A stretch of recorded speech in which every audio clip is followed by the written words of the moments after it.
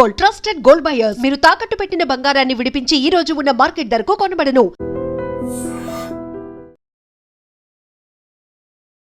అదృష్టమో దురదృష్టమో తెలియదు కానీ ర్యాపిడో డ్రైవర్, ఈయన ఉదయ్పూర్కి సంబంధించిన ర్యాపిడో డ్రైవర్, సాధారణ ర్యాపిడో డ్రైవర్. అంటే ర్యాపిడో ఈ మనకు తెలుసు కదా యాప్. సో అందులో రైడ్లు చేసుకుంటూ బతికే వ్యక్తి. ఆ వ్యక్తి ఎంత రిచ్ అయిందంటే ఎప్పుడు 2024 నుంచి మొన్నటి వరకు కూడా 2025 వరకు, అంటే అక్టోబర్ 2025 వరకు, ఆగస్టు 2024 నుంచి అక్టోబర్ 2025 వరకు ఆయన ఖాతాల్లో ఎంత డబ్బు పడ్డదో తెలుసా? 331 కోట్ల రూపాయలు. అసలు ఎంత అమాయకుడో తెలియదు కానీ ఆ ర్యాపిడో డ్రైవర్కి కనీసం అంటే కనీసం కూడా తెలియదు. ఆయన అకౌంట్ని భయంకరంగా వాడేసుకున్నారని. పాపం తెలిస్తే ఎట్లుంటానో ఏమో తెలియదు కానీ తీరా చూస్తే ఈడీ ఎంటర్ అయింది. అసలు ఇంతగానం డబ్బు ఏడుకెళ్ళి వస్తుంది? 331 కోట్ల లావాదేవీలు ఈ అకౌంట్కి ఎందుకు అవుతున్నాయి? ఉదయ్పూర్లో ఈ అకౌంట్ అసలు ఏంది కథ అని ఈడీ రంగంలోకి దిగింది. అది ఈడీ ఏ క్లూ లేకుండా, లేకపోతే ఏ అనుమానం లేకుండా జనరల్లీ అయితే ఈడీ రంగంలోకి దిగదు. యాక్చువల్లీ ఇది ఎక్కడ లింక్ అయిందంటే, గుజరాత్కి సంబంధించిన ఒక వ్యాపారవేత్త వాళ్ళ పెళ్లి కోసమనో లేకపోతే ఇతరత్ర అవసరాల కోసమనో హ్యాపీగా ఈ అకౌంట్ని, మ్యూల్ అకౌంట్ అంటే జనరల్లీ ఈ అకౌంట్ని ఎందుకు వాడుతూ ఉంటారంటే ఇట్లనే ఇల్లీగల్ యాక్టివిటీస్ కోసం ఇంతింత డబ్బు వాళ్ళ అకౌంట్లో పడితే ఈడీ ఎంటర్ అవుతుందని వాళ్ళకి తెలుసు. అందుకని ఏం చేసిర్రు, ఒక అమాయకుడు అకౌంట్, ర్యాపిడో డ్రైవర్కి సంబంధించిన అకౌంట్ని చూస్ చేసుకున్నారు. దీన్ని మ్యూల్ అకౌంట్ అంటారు. జనరల్లీ అయితే ఈ ర్యాపిడో డ్రైవర్ ఎవరైతే ఉన్నారో ఆయనకు తెలిసన్నా జరగాలి, లేకపోతే తెలియకుండానే వాళ్ళ అకౌంట్ని వాడుకోవచ్చు అన్నమాట. మరి ఎందుకని ఈ అకౌంట్ని చూస్ చేసుకున్నారు? ఈ ర్యాపిడో డ్రైవర్ని గమనించి ఇదంతా చేసిండ్రా ఏందా తెలీదు. బట్ ఈ ర్యాపిడో డ్రైవర్ ఉన్నదేమో ఉదయ్పూర్లో. ఇక ఈడీ ఎంటర్ అయింది కాబట్టి ఈడీ ఆ ర్యాపిడో డ్రైవర్ ఇంటికి పోయింది. ఇంటికి పోయి చూస్తేనేమో సాధారణ ర్యాపిడో డ్రైవర్ పని చేసుకునే వాళ్ళది ఎట్లుంటుంది, వాళ్ళ ఇల్లు ఎట్లుంటుంది, ఒక్కసారిగా షాక్ అనమాట. ఈడీ పోయింది, ఆఫీసర్లు అందరు పోయినరు, వాళ్ళు అసలు ఇంటోళ్ళందరూ పరేషాన్. అరే ఇదేంది, ఇదేం ఆఫీసర్, అసలు ఈడీ అంటే కూడా వాళ్ళకి తెలుసో తెలియదు. వాళ్ళ ఇల్లు చూసి షాక్ తిని ఆ మొత్తం ఆ ర్యాపిడో డ్రైవర్కి సంబంధించిన ఇన్ఫర్మేషన్ మొత్తం అంతా తీసుకున్నారు. నువ్వేంది, నీ కథ ఏంది, నువ్వేం చేస్తావు, ఏంటిది అని. ఇదంతా వాళ్ళు తీసుకున్న తర్వాత ఆయన అకౌంట్లో, ఇగో నీ బాబు నీ అకౌంట్లో గిన్ని డబ్బులు ఉన్నాయి, అసలు నీకు ముచ్చట తెలుసా అని అడిగిరట. ఆయన నోరెళ్ళబెట్టి ఎన్ని సున్నాలో కూడా తెలియదు సార్, 331 కోట్లు అంటే ఎన్ని పైసలో కూడా లెక్క పెట్టుకోతందుకు ఎన్ని రోజులు పడుతుందో కూడా తెలియదు సార్.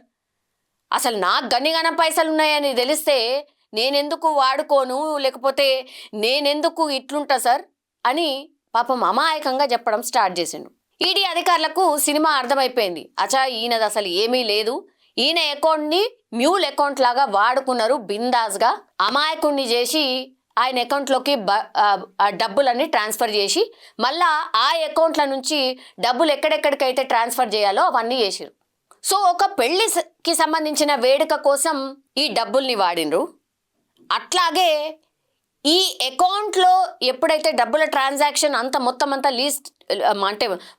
లిస్ట్ అంతా తీసుకుంటుంది కదా ఈడీ, తీసుకున్న తర్వాత ఒక అకౌంట్ అంటే ఈ ట్రాన్సాక్షన్స్ ఈ అకౌంట్ నుంచి చేసిన వ్యక్తి అకౌంట్ 1xBet యాప్కి, అంటే ఇది గేమింగ్ యాప్కి సంబంధించిన యాప్, ఆ యాప్కి కూడా లింక్ అయి ఉందట.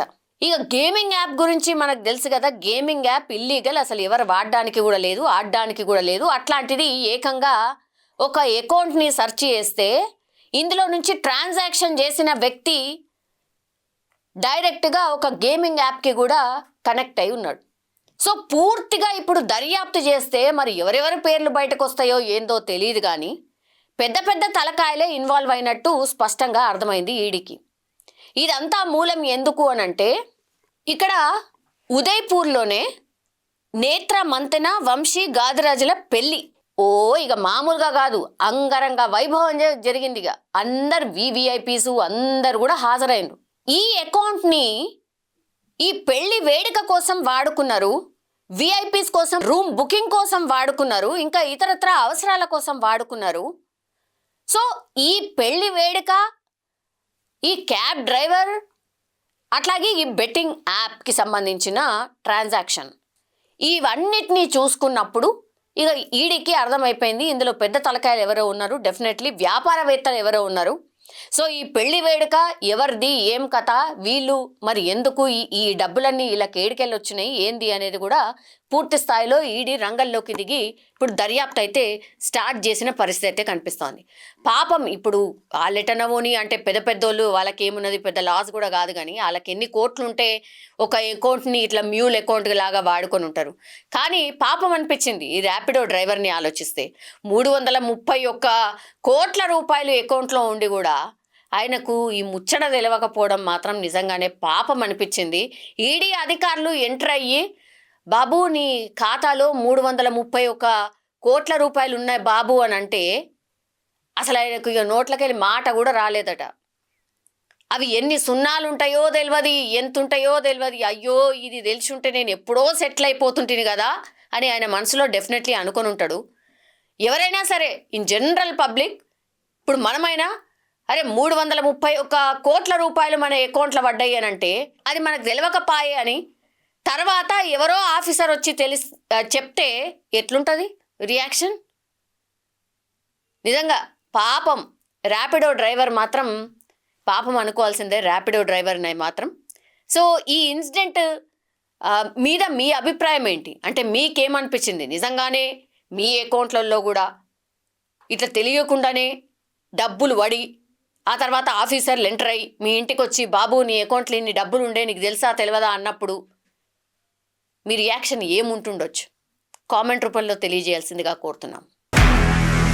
నిజంగా ప్రస్తుతం ఉన్నటువంటి సమాజం దేనికి ప్రయారిటీ ఇస్తుంది? ఆర్థిక సంబంధాల చుట్టూ మాత్రమే తిరుగుతుంది. మళ్ళీ ఎన్నికలంగానే చాలా విరక్తి కలుగుతాను. మంచి అనిపిస్తుంది కదా, లేడీస్ కూడా ఛాలెంజింగ్ జాబ్స్ చేసినప్పుడు చాలా బాగుంటది. ట్రాఫిక్ అసిస్టెంట్స్ గా నియమించిన ట్రాన్స్జెండర్స్ అందరితో సాల్యూట్ చేయించుకుంటున్నారు. ఫుడ్ డెలివరీ ఇవ్వటానికి వెళ్ళినటువంటి డెలివరీ బాయ్ అనిల్ పై కళ్ళ ముందు